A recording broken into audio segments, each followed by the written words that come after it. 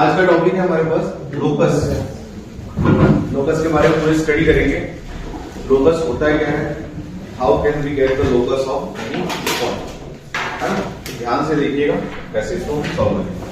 तो basically locus क्या है, एक पाथ है। क्या है इसका, एक पॉइंट का। Locus is a path of a point, किसी पॉइंट का पाथ है। अगर हम इसको एक एग्जांपल से समझें तो आप बताइए, suppose there are 2 point in a Cartesian plane, let 1 3, एक पॉइंट है ये और एक पॉइंट है 3 3, ठीक है। x की वैल्यू 3, y की value 3। This is point B। ये पॉइंट A है और ये पॉइंट B है। अब बताइए इस पॉइंट A और पॉइंट B के कोऑर्डिनेट आपको अभी मालूम है, फॉर एग्जांपल, ठीक है। इट इज हमको यहाँ पे इनके इसी कार्टेशियन प्लेन पे हमको एक पॉइंट P ऐसा प्लॉट करना है। कंडीशन हमको गिवन है कि इस कार्टेशियन प्लेन पे पॉइंट P एक ऐसा प्लॉट करना है जिसका डिस्टेंस A से और B से इक्वल, ठीक है। तो ऐसा पॉइंट कहां मिलेगा हमको, इनके बीच में ही मिलेगा कहीं यहाँ पे, है ना। तो ये पॉइंट P मान लो हो गया आपका x, y, जिसके कोऑर्डिनेट क्या है, x, y है और इस पॉइंट से इक्वल डिस्टेंस पे प्लॉट है, ठीक है। समझ पाए। तो ऐसे हम कितने पॉइंट बना सकते हैं, ऐसे कितने पॉइंट हो सकते हैं, 2। एक ये दूसरा हो गया, ये पॉइंट भी हो सकता है, ये भी हो सकता है, ये भी पॉइंट हो सकता है, इधर भी हो सकते हैं, इनफाइनाइट बहुत सारे पॉइंट बना सकते हैं भाई ऐसे। तो इन पॉइंट के कलेक्शन को हम क्या बोलते हैं, स्ट्रेट लाइन बोलते हैं। Point collection of points is line. तो ये लाइन पे जितने भी पॉइंट हैं, ये लाइन पे जितने भी पॉइंट हैं वो सारे पॉइंट इस point A and point B से इक्वल डिस्टेंस पे होंगे। समझ पाया। सो इस पॉइंट पे और इस पॉइंट के बीच में ऐसे इनफाइनाइट नंबर ऑफ पॉइंट हैं जो कि पॉइंट A और पॉइंट B से इक्वल डिस्टेंस पे प्लेस्ड। समझ पाया आप लोगों को। तो इस पॉइंट P का जो पाथ है, इस पॉइंट P का जो पाथ है उसको बोलते हैं हम लोकस। क्या बोलते हैं उसको, लोकस। अगर मैं इसको निकालना चाहूं, ध्यान दो, अगर मैं मान के चलता हूं लेट ये पॉइंट P यहां पे है जिसके कोऑर्डिनेट को हमको h, k एज्यूम करना है। हमेशा क्या करना है, h, k एज्यूम करना है। और यहां से जो डिस्टेंस है PA और PB का, that is given in our question. ये कंडीशन गिवन है आपको, ये कंडीशन आपको गिवन है। तो मतलब आपको क्या कंडीशन गिवन है, PA is equal to PB, ठीक है। तो PA is equal to PB। PA की वैल्यू क्या होगी बताओ, under root h minus 1 whole square plus k minus 3 whole square is equal to the root of h minus 3 whole square plus k minus 3 whole square. आया समझ में। अब square root को हटाने के लिए हम क्या करेंगे, दोनों तरफ स्क्वायरिंग करेंगे। तो ये बन जाएगा आपके पास h minus 1 whole square plus k minus 3 whole square. This is h minus 3 whole square और k माइनस 3 होल स्क्वायर। इसको एक्सपेंड करिए तो होगा h square plus 1 minus 2h plus k square plus 9 minus 6k is equal to h square plus 9 minus 6h plus k square plus 9 minus 6k। देखिए यहाँ पे h square और k square cancel हो रहा है। अब हाँ 6k कहाँ कैंसिल हो रहा है, हाँ 6k 6k से कैंसिल हो गया। और क्या बचा हमारे पास, 9 में कैंसिल हो गया। क्या बचा हमारे पास, 1 माइनस 2h, वो इधर आएगा तो प्लस 6h, ओके। और 1 और 9 बचा, माइनस 6h के बाजू में माइनस इक्वल टू 0। तो ये हो गया आपका minus 2h minus 4h plus 4h plus minus 8 is equal to 0। ठीक है, अब यहां से आपको ये मिल रहा है, ये इधर चला गया। h equals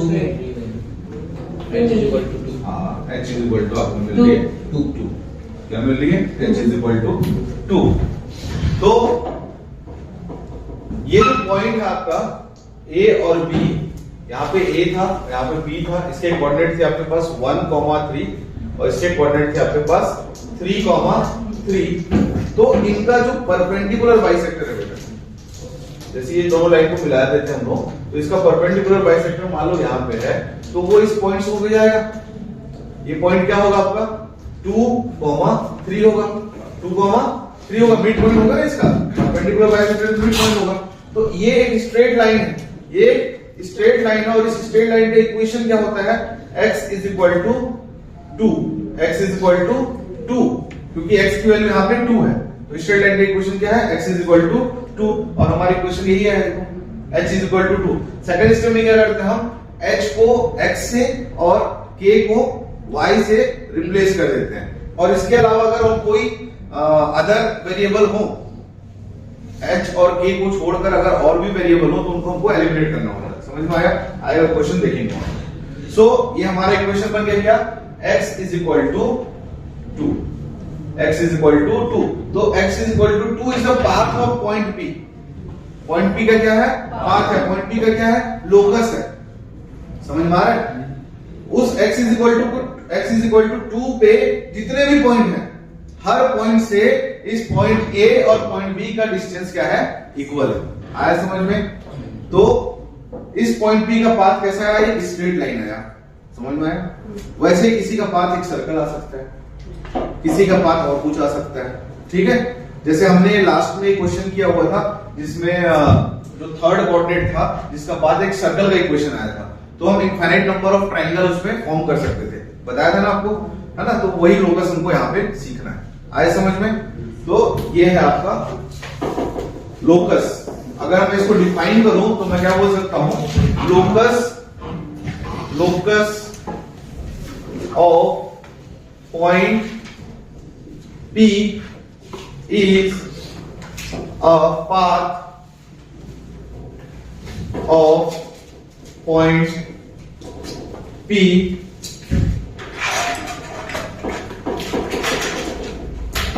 according to given mathematical condition। जो मैथमेटिकल कंडीशन गिवन होगा उसके अकॉर्डिंग जो हमारा पाथ फॉर्म होगा, वही क्या होगा? Locus of any point. ठीक है, तो इस यहां पे पॉइंट P का हमने एग्जांपल लिया, तो नोट करिए इसको।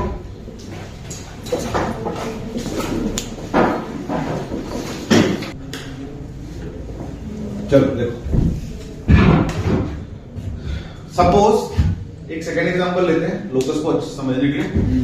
मैं क्या बोल रहा हूं? There is a fix point, एक फिक्स पॉइंट है, इधर ध्यान दो, एक फिक्स पॉइंट है, लेट इसका नाम ए दे देता हूं, और इसके कुछ कोऑर्डिनेट है, कोऑर्डिनेट बोल देता हूं 2,3।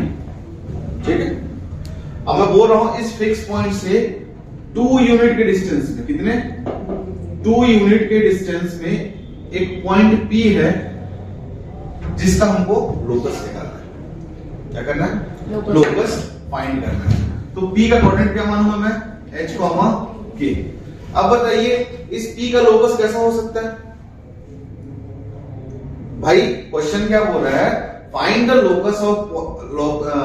Locus of any point P which is 2 unit distance from a fixed point 2,3। कैसा हो सकता है बताइए इसका लोकस? इसका लोकस ऐसा हो सकता है, यहां भी फिक्स है, ये ऐसा हो सकता है। इसका लोकस देखो, इस पाथ पे P का डिस्टेंस हर जगह पे 2 यूनिट है, तो सर्कुलर बनेगा। समझ में आया आप लोगों को क्वेश्चन क्या बोल रहा है? तो इसी डिस्टेंस को हमको निकालना है। तो बेसिकली जो गिवन आपको मैथमेटिकल कंडीशन है, उसको आपको रिफ्लेक्ट करना है अपने कॉपी में। क्या कंडीशन गिवन आपको? PA is equal to 2। ये दिया ना, PA is equal to 2।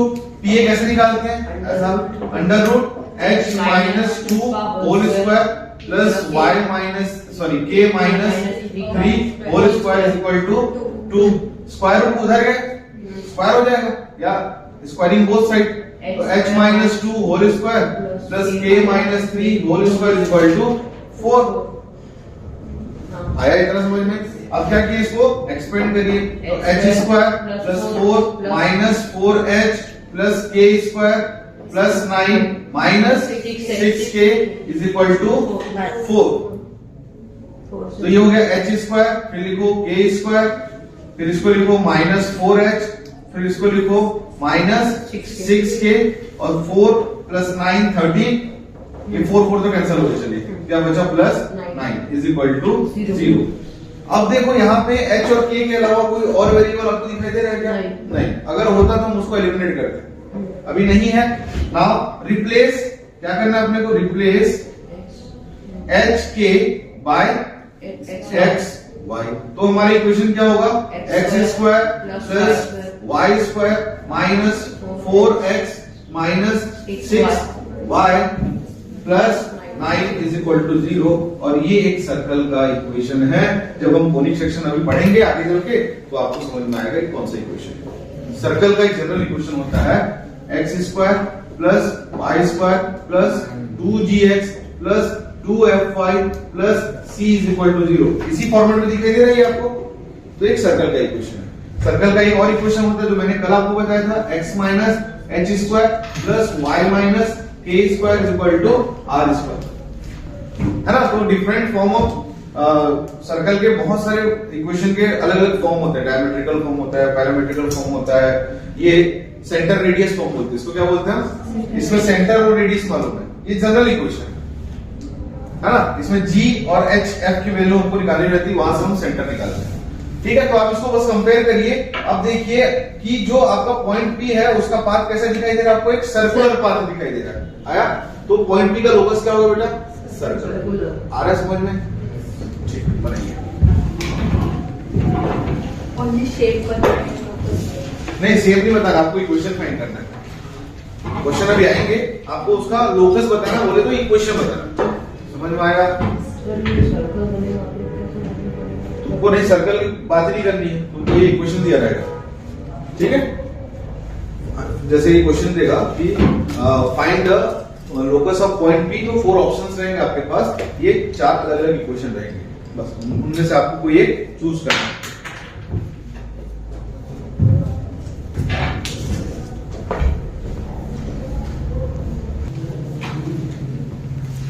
First question आपके पास, find the locus of a variable point which is at a distance of 2 unit from y axis.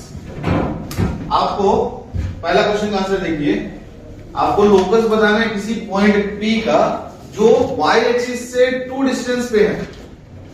ये y एक्सिस है, ये आपको y एक्सिस है ना, मान लो ये 1 2, तो वो पॉइंट यहां भी हो सकता है, यस। वो पॉइंट इसके नीचे कहीं पे भी हो सकता है, इस लाइन पे प्रेजेंट हो सकता है, इस लाइन पे कहीं पे भी वो पॉइंट प्रेजेंट हो सकता है। समझ में आ रहा है? तो मैं क्या बताया था आपको, जो लाइन y एक्सिस के पैरेलल होती है उनका equation x is equal to a होता है, या प्लस माइनस a कर सकते हैं।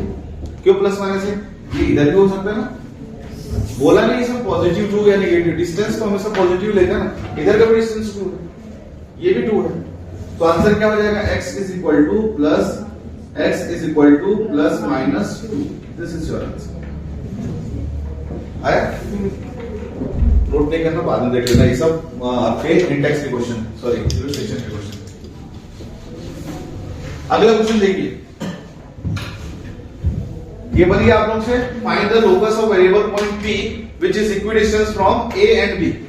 आपको वही करना है जो हमने इसके पहले क्वेश्चन में किया, PA is equal to PB निकाला था। आया समझ में? कर ली? आया 2x minus y minus 3 equals to 0। Third question देखिए, Q is a variable point, Q एक वेरिएबल पॉइंट है जिसका लोकस आपको गिवन है, Q का लोकस है 2x plus 3y plus 4 equal to 0। आ रहा है समझ में? मतलब Q की पोजीशन कभी यहां पे है तो कभी वहां पे, वो एक पाथ पे घूम रहा है, मूविंग है ना। So Q is a variable point whose locus is 2x plus 3y plus 4 corresponding to a particular position of Q. P is a point on OQ. समझ में आ रहा है? देखो मान लो यहाँ पे पॉइंट Q है, मैं Q के कोऑर्डिनेट मान लेता हूँ कैपिटल X कैपिटल Y। इस Q का हमको लोकस भी मालूम है। क्या है लोकस उसका? 2x plus 3y plus 4 equals to 0। ये Q का लोकस है। और एक पॉइंट O है। O क्या है आपके पास? ओरिजिन है। बोला है क्वेश्चन में O ओरिजिन है, तो O के कोऑर्डिनेट क्या होते हैं? 0, 0। तो ये OQ पर एक पॉइंट P, OQ पर एक पॉइंट P है, बोला है ना क्वेश्चन में। सो मान लो पॉइंट मैं यहां मान लेता हूं, ये पॉइंट P है। अब इसके कोऑर्डिनेट में स्मॉल x स्मॉल y मान लेता हूं, ठीक है।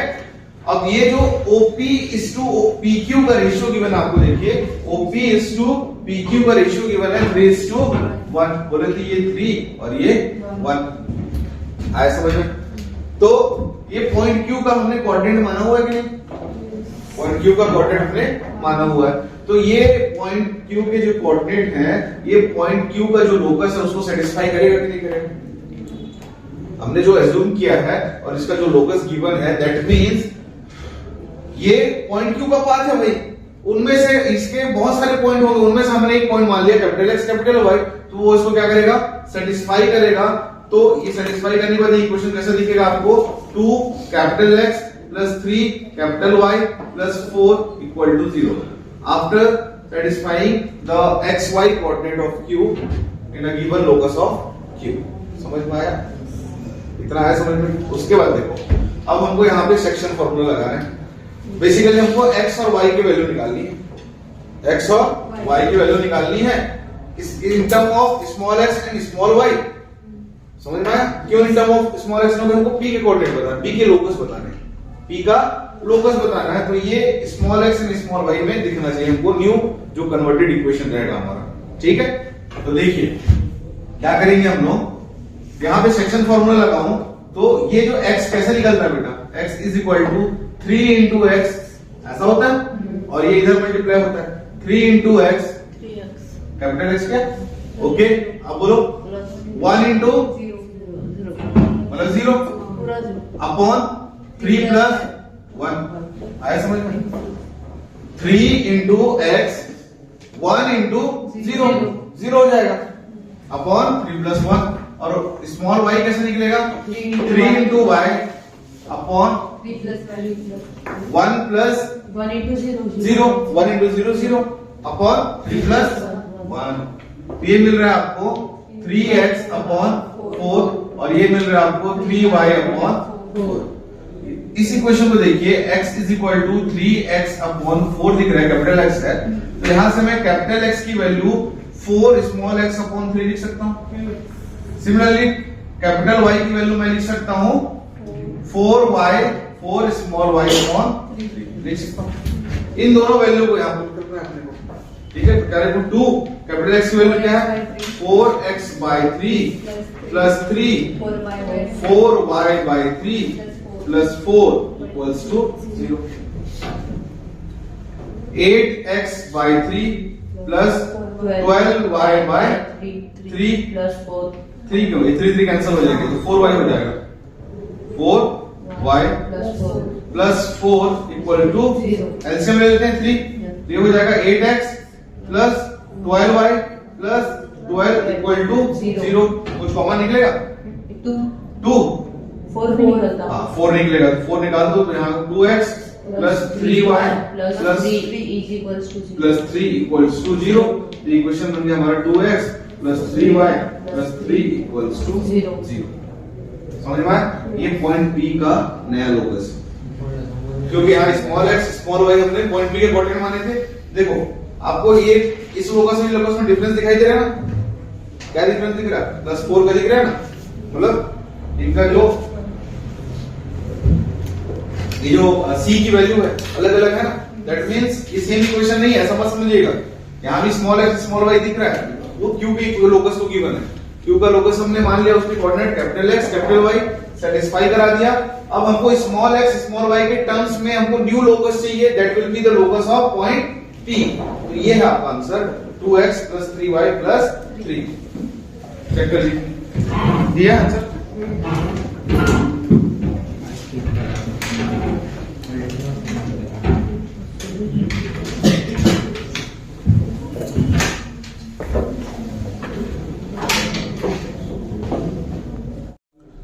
चलिए ध्यान दीजिए।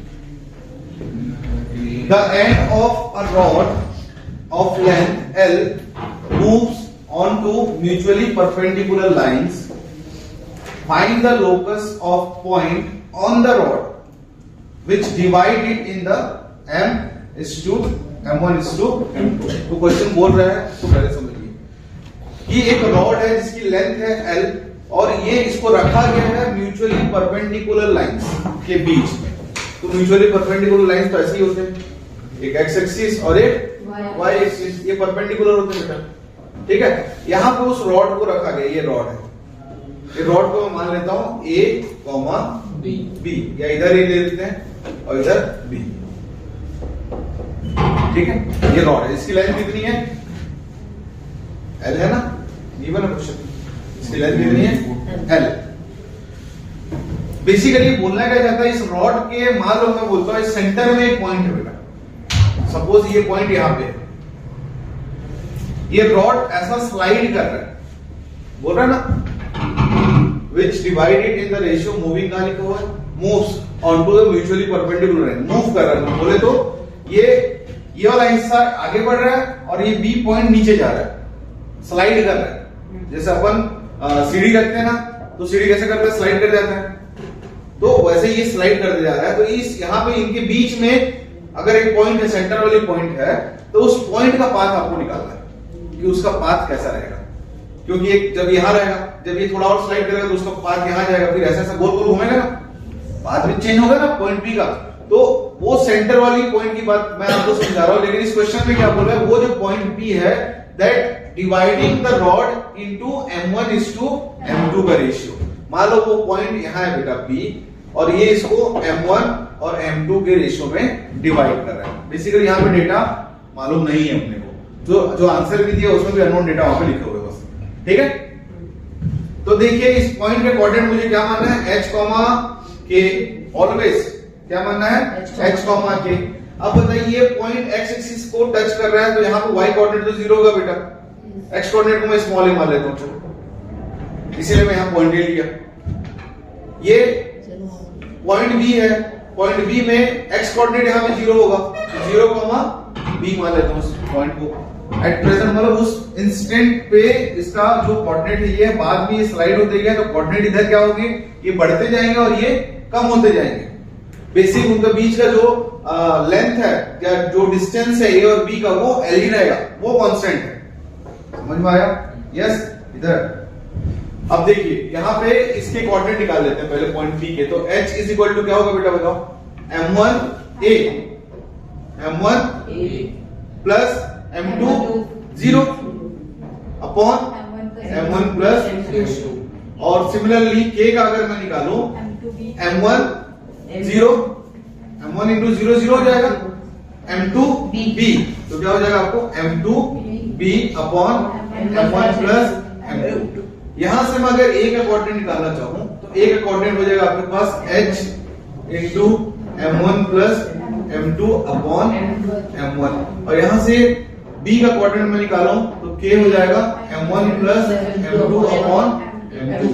मैं a और b का कोऑर्डिनेट क्यों निकाल रहा हूं यहाँ पे, या a और b की वैल्यू क्यों निकाल रहा हूं मैं यहाँ पे, क्यों, क्योंकि मुझे यहाँ पे पाइथागोरस थ्योरम लगाना है।